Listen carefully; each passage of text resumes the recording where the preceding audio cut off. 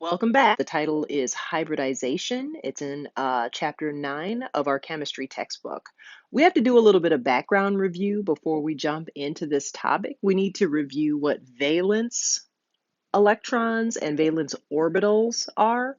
So here we see just a reminder that the s orbital is the orbital that has a spherical shape. It's followed by a p orbital, which actually has three suborbitals.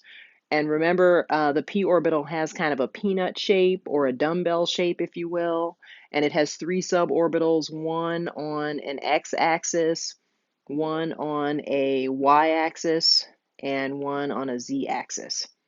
We also would be wise to try to recall how to write electron configurations. So I've done that over here on the side. I wrote an electron configuration for carbon, kind of as a reminder. Remember, carbon has a 1s2, 2s2, 2p2 configuration.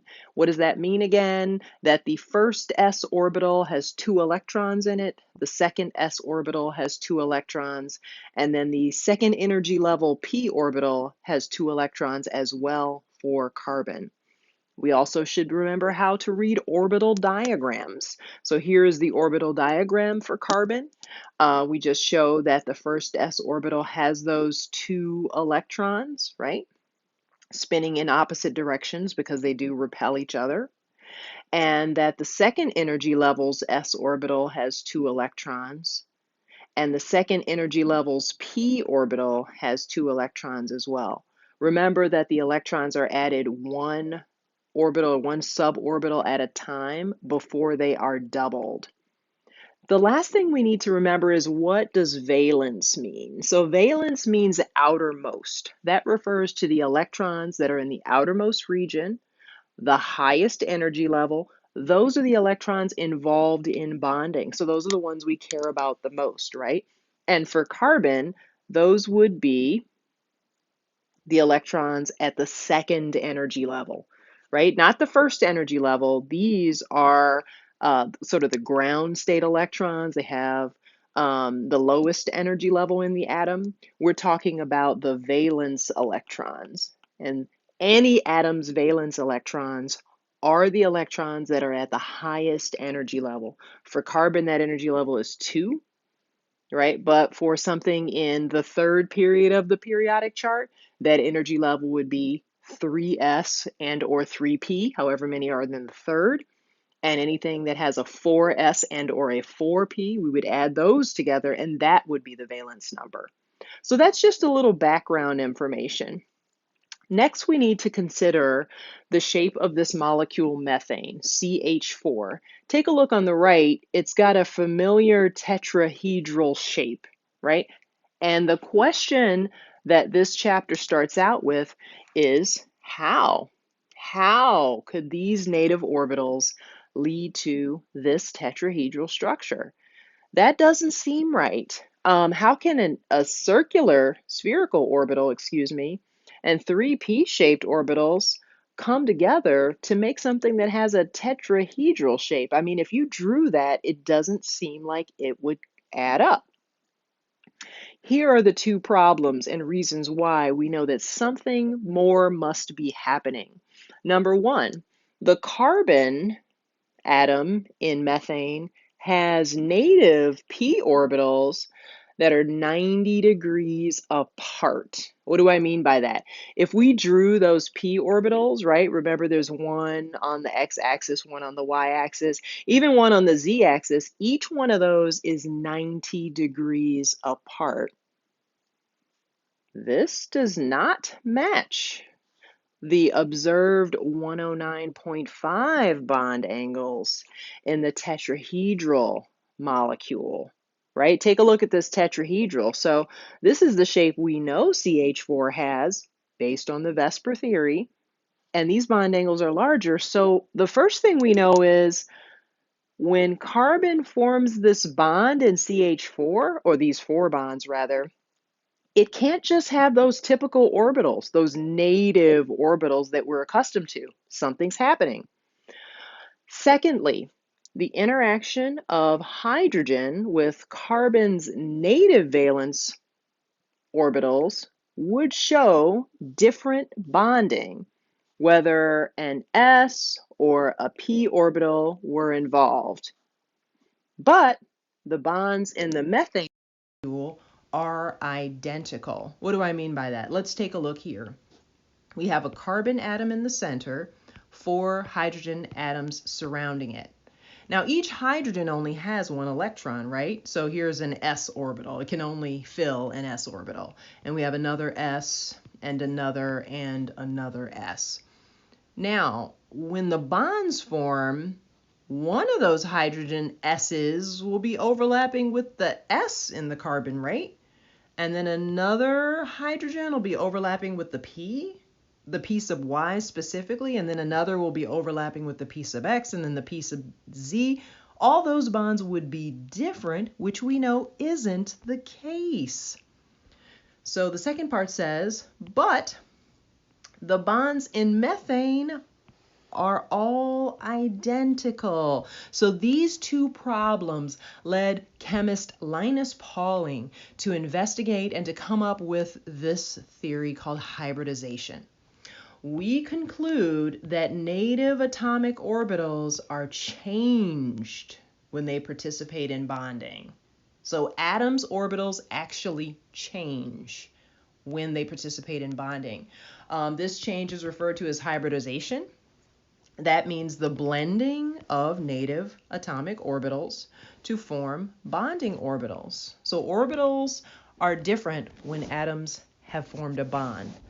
And that's true within each bonding atom, right? Take a look at this molecule here. It's made of 1 atom of carbon. That carbon has formed new orbitals in order to participate in these bonds. It's made of 4 atoms of fluorine. Each one of those fluorine atoms has developed new hybrid orbitals, not the ones that it had before. The hybridization happens to each atom.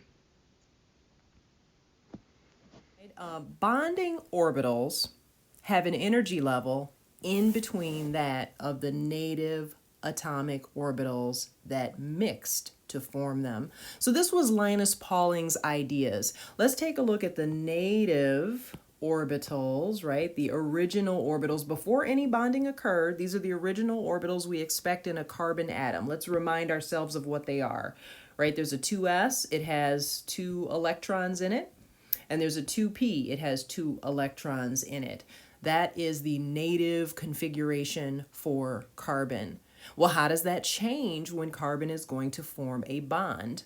Well, the first thing that happens, or that Linus Pauling theorized would happen, is that the electrons in this s orbital get boosted. They are pushed to a higher energy level. And so that one of them will occupy a p.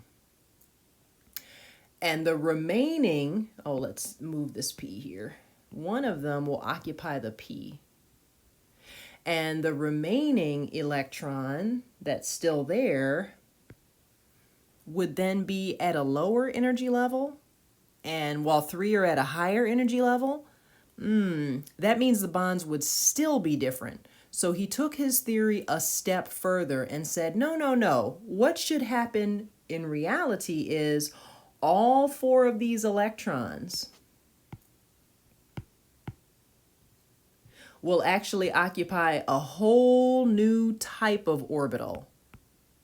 And it doesn't matter if my arrow's pointing down here. These are all 4 electrons. And the new type of orbital will be called an sp3 orbital. Are these s's? No. Are they p's? No.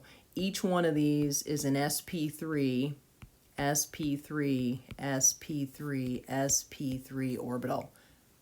Those are the hybrid, the new types of orbitals that are formed after bonding, according to this theory.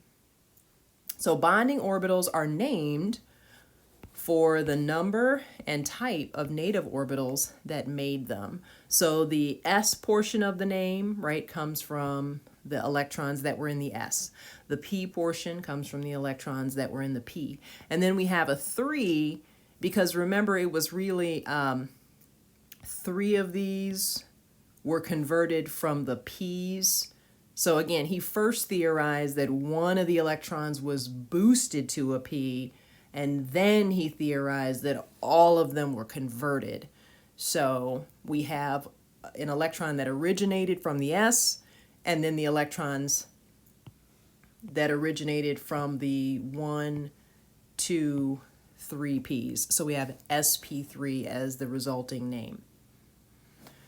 The type of bonding orbitals that emerge depend on the electron geometry, not the molecular geometry of that VSEPR theory that we've already learned. So we have to remember our electron geometries, right? Here are some electron geometries for us to consider. If we have a linear geometry, as in this case, the first thing we need to know is how many regions of electrons are there? 1, 2, around the central atom, right? 2. So what kind of hybrid orbitals will be formed? Well, right, according to Linus Pauling, if we had 1 in a p orbital before, and 1 in an s orbital before, then those two will combine, the s and the p, and form an sp orbital. These are the names that you'll be asked on a test or quiz. This is what we really have to know. How do we predict what the hybrid orbital will be? And the first prediction is sp. That is the case for every linear electron geometry. It will always form on its central atoms sp hybridized orbitals. Let's see how the trigonal planar example works out. So we have a trigonal planar molecule here. A is the central atom. How many electrons surround it? 1, 2, 3, so 3. Where did those electrons originate? Well, there would have always been 1 electron in the s orbital. Because remember, according to Linus Pauling, any other electrons would have been boosted first. And then these would combine to form 1 originating from the s, 1 from the first p, 1 from the second p. That's an sp2 outcome. That's what we need to predict. Everything trigonal planar in its electron geometry will form an sp2 hybridized orbital on its central atom. How about a tetrahedral? Let's go through that. How many electron regions surround the central atom? 1, 2, 3, 4. That's 4. Where did those electrons originate? Of course, 1 was in the s orbital and the others had been boosted. How did they come together to form new orbitals? 1 came from an s, another came from a p, and a p. So what we have now is 1, 2, 3, 4 orbitals. Each one of them is known as an sp3. So sp3 is the answer. Anything with a tetrahedral electron geometry will form sp3 orbitals. Let's speculate about a molecule that looks like this. What if there are 5 regions of electrons around a central atom? And it doesn't matter if they're bonding or non-bonding. Again, electron geometry. So let's count these. 1, 2, 3, 4, 5 regions. So if we had 5 regions surrounding it, and where would those electrons have originated from? 1 always came from the s. P, P, P. Now, this time, we would have one that is boosted from the d orbital, right? Because there can be up to 5 electrons in d orbitals. And so the outcome would be an s. There can only be 3 p's, p plus p plus p, and a d this time. So our hybridization would be an sp3d orbital. 1, 2, 3, 4, 5. It would be an orbital that looks like this. It's got 5 suborbitals, each one with 1 electron, and they are called sp3d orbitals. Now, how far can this go? Well, the answer is how many, 1, 2, 3, 4, 5, how many regions of electrons can surround a central atom? What's the biggest number you've seen? Probably 6 or maybe 8. That's it. So that's about as high as this can go. And what's the typical number of regions around a central atom? 4, right? Generally it's 4 because of the octet rule. So most atoms have 4 other atoms around them. So the most common hybrid orbital is going to be the sp3 because the most common electron geometry is probably tetrahedral, right? And so that's why Ch4 is the classic textbook example. Let's look at how it actually works out for Ch4. So before the orbitals hybridize, you've got this circle and these 3 peanut-shaped orbitals that will not come together and make that tetrahedral. So Linus Pauling speculated that the orbitals would actually change. They would have characteristics that are like the S, but also like the P. Part of it is like the S, but also like the P. And that's what a hybrid is. It's a combination of 2 things. And so the outcome is what we see here. A carbon atom is going to have 4 different new orbitals. Each one is called an sp3 hybridized orbital. That will allow it to form that tetrahedral. That explains how carbon can form the 109.5 degree bond angles that we actually do see it form. Here's the outcome of the Ch4 molecule. Carbon in the middle, 4 hydrogens on the sides. We see that whenever an orbital from carbon overlaps with an orbital from hydrogen, this in the middle is the bond. So that's one bond. Here's our second bond. The overlapping of 2 orbitals, these are our 4 bonds. What if you have a lone pair? Again, the electron geometry is what matters. And so even for this molecule of NH3, you see there's an sp3 orbital because it is tetrahedral, right? That's the electron geometry. And so it's got a bond here, we have a bond here, we have a third bond here, and then the lone pair, right, is a part of its electron geometry. So that's how we knew it was going to form an sp3 orbital. Please take a look at the example problems that I posted on Shobi, and I will see you next time.